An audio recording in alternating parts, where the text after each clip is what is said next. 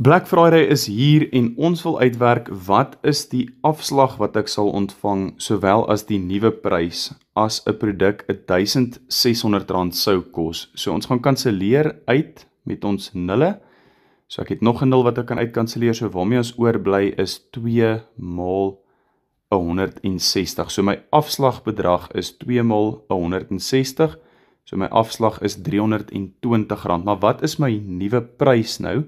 So die produk was R1600, maar ek kry hom nou teen 'n verlaagde betaling met R320 besparing. 0 minus 0 is 0.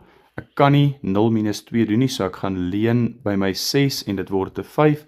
So ek het 10 minus 2 is 8, 5 minus 3 is 2 en 1 minus 0 is 1. So my nuwe prys is R1280 met 'n R320 besparing. Laat weet vir ons in die comments wat jy hierdie jaar gaan koop vir Black Friday. Sien jou in die comments.